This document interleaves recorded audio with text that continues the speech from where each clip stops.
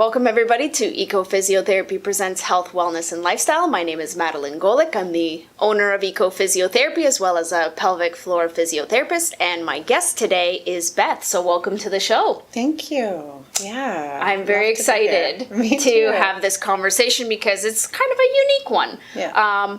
I thought maybe the most appropriate place to start would be like, tell us a little bit about you. Okay. Yeah. Ease us in. Yeah, ease us in. Yeah. Oh, okay. Well, I'm an accountant turned sex coach, and I actually call myself pleasure coach because really it's ultimately about pleasure. I have two kids, two daughters, 7 and 11 now. Oh my. I was married for 12 years. I've now been divorced for 5. Wow, this is funny. Okay, what are all the points that I want to hit? I love to laugh. I love to enjoy my life, and I didn't always. I actually struggled with depression for many years in my 30s. So for me, I woke up about 5 years ago, maybe 6 years ago. And yeah, I've met people who I used to work with. I used to work at World Vision, doing accounting there, and I met people that I knew there and worked with. And they're like jaw drops. It's one of those moments because they don't recognize... the essence, the character of who I am is the same, but my just general enjoyment and acceptance of self and all of that completely altered. So I guess I say that because it's really a part of who I am, because I'm really committed to always growing or uncovering more of that free self, that part of me that has been shut down for many years. That's a really big part of who I am. Okay. Yeah. So let's kind of talk about that, self-acceptance, that enjoyment of life, and talk about pleasure. Yeah. What do you define as pleasure? Yeah, pleasure. It's funny. Whenever I tell people about pleasure and talk about it, it goes one of two ways. If people know I talk about the area of physical intimacy, right? Usually it goes off into I wish I could make porn sounds, into crazy dark area of pleasure, that shameful, that pleasure. Right. And then the other area is it usually goes into food. Right. Yeah. And it's our brains are funny around pleasure. And then there's the whole phrase of guilty pleasure. And so these are kind of the things that pop up when I talk about being a pleasure coach or about pleasure in general. And yeah, so the idea of pleasure is interesting because it's so...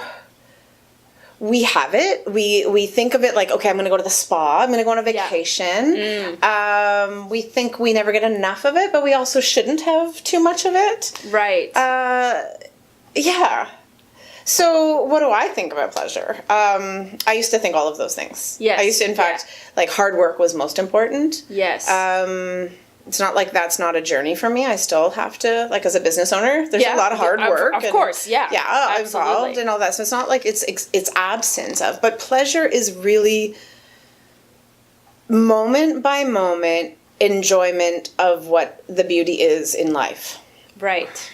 And I talk a lot about food. My company, my coaching is Gourmet Sex Life, really ultimately about gourmet life. Right. Gourmet because of so many reasons. One, I just love food. Yeah. Clearly, I'm not without enough food. And I'm happy about that. I'm fine with all of that. But I love it because, I love mostly when people make it for me and serve it to me. That's part of my gourmet.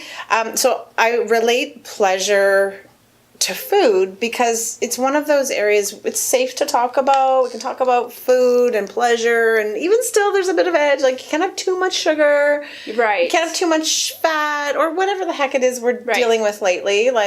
Yeah. So I like a little extra chocolate. Yeah. And, sprinkles. I like chocolate on anything and any time, and I love, So, it's a meandering conversation. When you ask me a question about pleasure, I could talk for a long time about it. Yes. So, okay. So I will breathe. I will pause. Okay.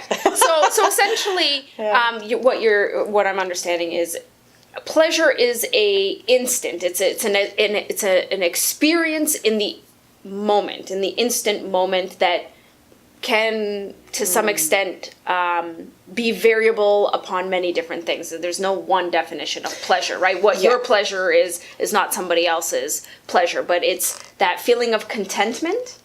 Oh, yeah. Satisfaction? See, that's a really good question. So, again, one of the reasons I choose the word gourmet is because, like you're saying, pleasure is different for everyone, and it's different for each of us in different moments. Yes. So, in this exact moment, I'm a little thirsty, so there's some water. That's perfect. At another moment, I actually might want mango juice. That's something I love, right? Yes. So, my pleasure alters moment by moment. So, that is where it's tied into the moment and being present with what I want, what I desire, what would satisfy me.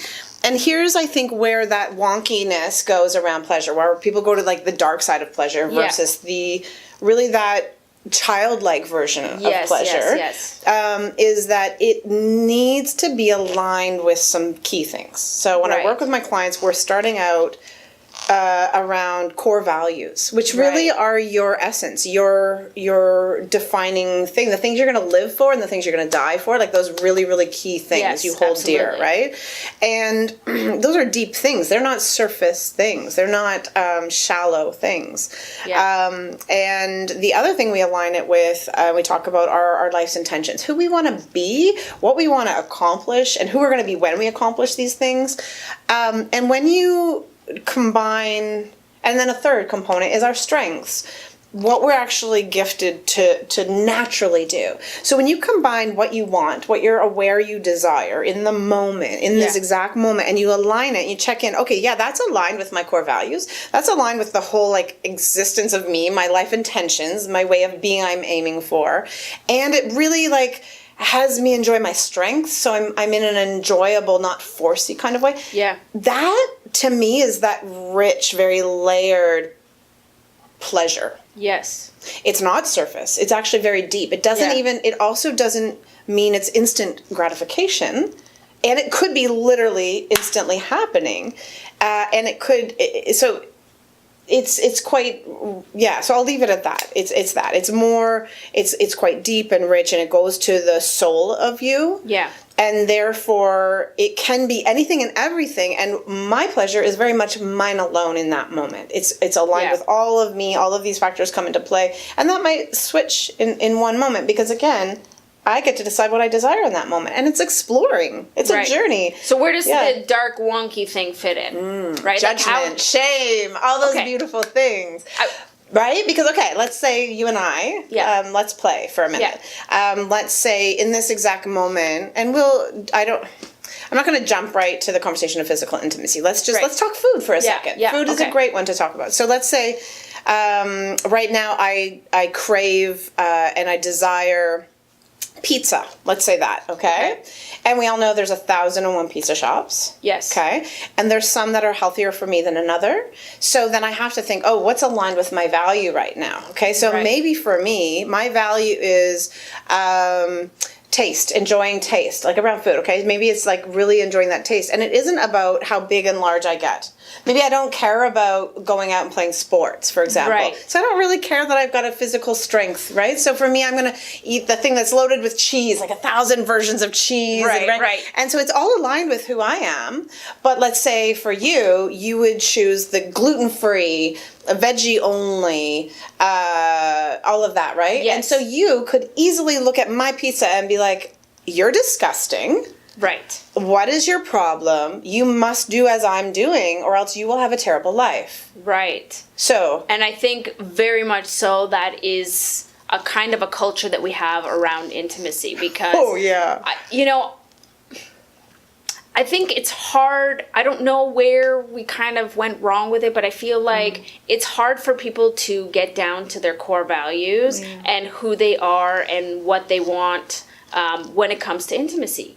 Because I think we're really afraid of the judgment and shame, because we're kind of I don't know, I get the sense that we're kind of a society around judgment and shame. So, if you're kind of feeling insecure or like unsure if this is even something that is part of you, how do you begin to explore that in a safe environment? It's so tricky. I love it. And this is why Okay, please know, I grew up in Christian evangelical church. I grew up in an environment where you don't talk about sex. You don't have sex. Maybe you do, but you don't really, like once you're married, but you don't talk about it. I grew up in that really shut down, loving environment. Don't get me wrong, but that area of intimacy was not talked about. Okay. So every time I come and I talk about sex openly, and I'm talking to people I don't even know, I have this sense of, oh my gosh, wait, am I really going to do this? Am I actually going to talk about this? Oh, in public?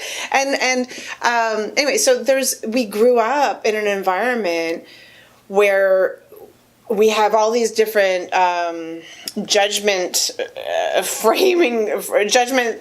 things going on. So maybe your family had their own issues. Maybe you were in a community or a faith community or even just a social community. Yeah. And so it's all been having us shut down around the conversation. Right. Let alone the thoughts. Right, so you're asking a really good question. So how do you even align your values to your sexual pleasure?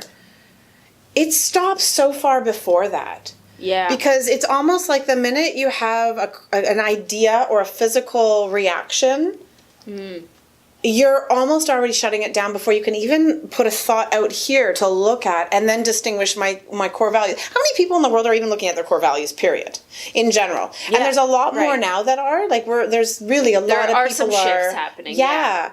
But then to have it here around your sex life and be able to think, like, imagine this. Imagine if, say, we go back to the pizza for a second. Yeah. We go back, and I want that pizza, but my value is the gluten vegetable pizza. Yeah. The minute we think about a food item we really desire, but we know it's not what we truly want, it's not that, like, really rich, deeper desire, we are judging ourselves, and we shut ourselves down. And sometimes we don't even let ourselves think about that yummy pizza. And so imagine when you then talk about sex, it's like even more weighted. So we're hardly even thinking about what we truly desire. Right. And so these little... Because it's scary. It's scary. That means we're evil. What did I say about the pizza? Disgusting, gross. You're not going to enjoy your life like that. Like, right. You can say those exact things about your sex life. So I talk to people around the 5 stages of pleasure. And this is how...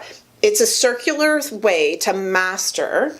Right. How to create a gourmet sex life, right? Right. And the first 2 points are discover what your pleasure is, and the next one is determine your pleasure blocks. We're not even trying to adjust your pleasure blocks, just identify them. Right. Because you can't fix what you're not aware of, right? So it's part of, even like movement patterns. We need to bring your awareness to your own body. And not just to your body, but what emotions, what are your thoughts associated with that movement that are already...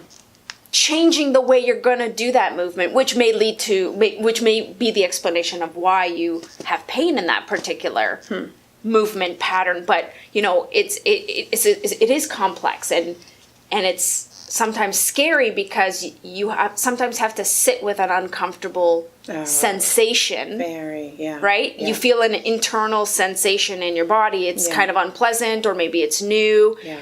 And we're too scared to stay with it for it to unravel our true self. Exactly. Because what does it mean if about me? I actually do like this pizza that you are eating? Like, what kind of bad person am I? What kind of, terrible fiend?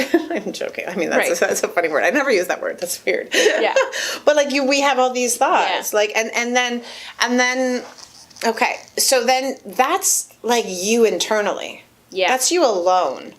Imagine we are our own worst enemies. We are. But then you imagine you're in the mix of a relationship where there's me over here feeling like I want this desire, maybe you can hardly hear yourself wanting the desire, but say it hits you once in a while and you have tinglings in your body when you think, I shouldn't have that tingling and whatever, right? And then you're like freaking out about it and you're not paying attention, like distract, right? Or you are, and then there's shame. And then you've got another human being over here doing the same stuff. How are you going to enjoy it yourself? Right. Yeah, and then we poke at each other. Right. So let's say my favorite people to work with, I love them, are sexless married people. So sexless is their own definition. It's not as they want it to be. Yeah. Okay. Right. Yeah. So there's likely some sex happening. It's just not either to the degree or enjoyable or it's not comfortable or like whatever. Yeah. And those affected by religion. because it does have that shame pattern just from birth, right? Like you just learn that stuff so well. And there's nothing wrong around the religion. It's the shame around sex piece that got translated really wonky. There's the big wonkiness, right? Just our translations and wrong making of it. So yeah, in these environments, you've got someone who hasn't dealt with their own desires. They don't even know their desires. Right. They may have a sense of their values, core values, around their life, maybe around their parenting, around their friendships. But to translate it over to this area that's just so hidden to themselves. Right. And then you've got this other partner. And generally in that context, you've got one partner wanting something different than the other partner. And there's no safe place to talk about it. That's like one of the biggest... And how do you even begin to initiate that conversation? Because you may be sitting there going, well, I don't want to offend this person with my request, or maybe they're going to think that I'm overindulging on something. Like, it's hard. How do you begin to kind of approach the conversation because you're worried, like, am I going to hit the wrong button, or is that person going to perceive that I'm telling them they're not doing good enough? Right? So there's all this internal turmoil within our own selves, and as you're saying, within your partner has his or her own thoughts and values and feelings, and like, how do you begin to, like, how do you even ask the right question? So I think that, in those instances, sometimes having a person to help guide you, through. And I think it's great that, even when you and I chatted, like, we started off talking about food. Right. Like, so it's like very non-threatening. Oh yeah, right? Like, because I was so scared when I went on my own journey. I do this because I was in a sexless marriage and I had wonky issues around my sex life. Right. So I so know the fear and the bravery it takes. I mean, you were talking about the movement, right? Yeah. And we're here sitting where people are. It's scary to come here. Why do people not go to the doctors? You're scared of facing the thing that you think might be the worst nightmare ever, like that, you're gonna have to change something, or even just the fact that this may be something you're stuck with for the rest of your life, like, and you just don't want to face it, like, and so many, just even coming here can be a brave move for people. Absolutely. Right? And so like, that's why I do talk about it around food, because we can grasp it, we can handle it, like, without our internal barriers, kind of, like, right. See you later. Okay, no, we're done. We're so done this conversation. Absolutely, because then you sort of shut down. So I think, it's too much. It's like overload at times. Like, truly, like I say, we're gonna look away from the sun right now. Yeah. And here's the cool. I don't know the why of this, but I know this is true. Passion. So let's talk sexual passion. Yeah.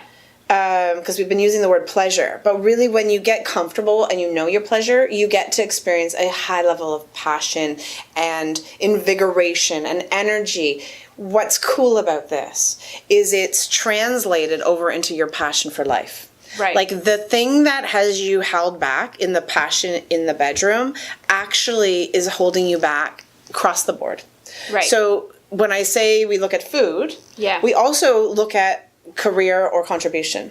So a lot of my clients come and they're aware they're wanting to do something with their life. They might even have an inkling of what that is. Yeah. They might know, when I was a kid, I used to draw, or like, I'm trying to start this business, but I can't really get it off. I will literally work with people around that, the purpose and the pleasure part over here. Right. And then it's invariably they've got some shut down here in this dark, hidden, vulnerable place. Right. But even sometimes working here out sort of in the periphery, away from the core problem, changing here starts to funnel energy, and this even begins to change. 100%. It's a domino. It's not wasted work. Yeah. Literally. And so I'll like flip flop back and forth, because if you can, whatever is rising up, whatever you can see and get comfortable and reach for, like, we just take advantage of that, right? Because that, it's kind of like, I'm imagining, like, when you're saying the feelings that are going along with the movements, when you have someone showing up, I'm guessing you read when their feelings are showing, you can see the emotion, and you're likely reading both their body and their emotional reaction. Right. Like, if I say, we're going to bend forward, and they're like, they're giving me the body and facial feedback like that they're scared, right? That's going to change their movement pattern. Yes. So it's like, okay, well, what is it about bending forward that scares you? Correct. Like, what, is it something that you were said? Is it a past experience? Yeah. Like, sometimes those things, that's happening at a subconscious level as well, right? Because your brain has to make sense of what it's trying to do, and it's looking at, do I have any past experience of this? What do I know about this situation, right? So who's told me what about, well, bending forward's really bad, and and so those things actually begin to ingrain and change and can impact how you move. Yeah, right? And we're so not segmented humans. No. We are so blended. Our spirit, soul, whatever you want to call that part of us. Yeah. Our body, our emotion, our minds. And when every day, you can imagine, each of us wakes in the day and there's something to look forward to, there's something to challenge ahead of us, and there's how we're actually facing it. And each and every day there's something new to look through and at, and maybe that day it shows up in an achy pain. Yeah. Maybe that day you feel especially teary.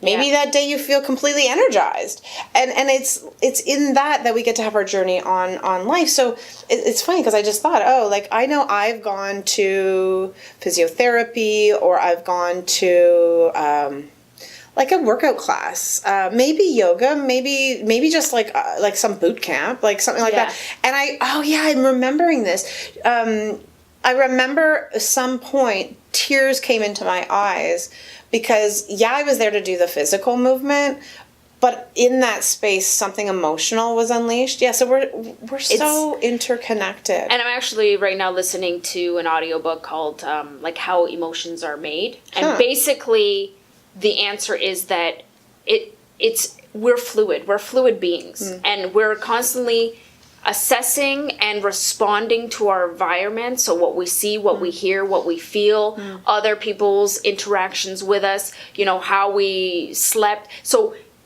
nothing is ever the same. It's a fluid river. Yeah. And it's going to wind some days in one direction and wind in another. Some days the water's very calm. Other days it's like, so you know what I mean? It's a raging river. And like, how do you begin to navigate that, not only just within yourself, but then when you're talking about navigating with your partner, and then trying to figure out, how do we get pleasure out of it? Like, how can we make this pleasurable? Well, and actually, you know what I mean? Yeah, and it would be fun to, I don't know how much time we have left, but we got a few more minutes. Okay. Then, because I'm a big fan, my background's accounting, I spent a lot of years doing counseling, and I'm 43. I'm no longer young, and I love my age. It's not about that, but I want to make sure that we actually have something really tangible. Yeah. Because we can talk about this all we want, and maybe you're resonating, maybe you're not, but let's do something. Okay. So the couple things come to mind specifically because we're talking. Yes. Because the body, mind, spirit connection. So I'm going to start with one and then come to the next, which is related to that. Always get clear on what you want. And let's know this, it's not easy.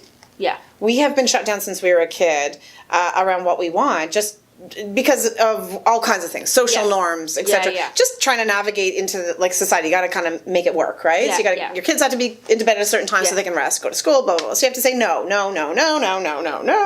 And so then we're not used to, our desires have a quick no on top of it. Yeah. Okay. So then to look for what you desire, and this is a really short version, but one way you can do it is you can actually think about your favorite food. We were doing this on one of our calls. Think about your favorite food and describe it. Literally, you can do this with a friend. It's way more fun. Yeah. You can even go out into a meal and describe it as you're enjoying it. Yeah. And before you take your Instagram photo of your... That's so funny. I love the mocking in that. That's great. Okay. And I do too. I self-mock all the time. Yeah. No, it's all good.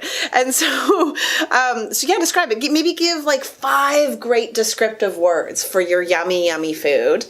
And then layer that over everything. So for me, I love flavor. I love that it's served to me because it's not even just about the food itself. So I like to be served. I love the flavor.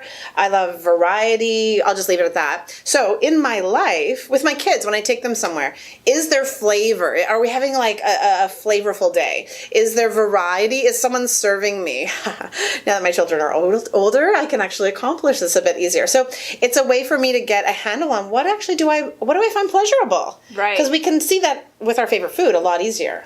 Right. So that's and it's non-threatening. So it's non-threatening. So that's one thing you can do, and that's fun to do with a girlfriend or with your partner, right? That's pretty safe. Yeah, pretty absolutely. safe. And you don't even need to take it to your sex life yet. Yeah. Just practice in another area. Yeah. And see, is it gourmet? Is it delicious? Really question yourself about that, because usually it's not. Yeah. And then the second thing around body is we often are very disconnected from our body. We're often in our heads. Yeah. So to discover what your pleasure is, your body never lies. It might freeze up because it's scared. Yeah. But it will know what feels good. And so there's just practice, just touching, getting comfortable, being aware of your body. Just start getting comfortable. What actually feels good? Oh, you know how, like, tickling. I don't like tickling because I feel like really out of control. There's probably something there I need to deal with. Yeah. But whatever. Conversation for another time. Another day. Yeah. That's part 2. But I do love this. Like the light scratch. Like I'll do that for myself. Oh, that feels really good. So just discover what are the things that actually feel good in your body. You know what I totally enjoy, and this was in childhood, but now in adulthood, is when I go to get my hair done. Oh, it's and the having best. my hair. It's so true. Having Look my at head us. Look at massaged. us. We're like doing it. Whoa. If someone just tunes in right now and they know the topic, they're like, oh my gosh. They're off in their mind. It's a dirty pleasure. Yeah.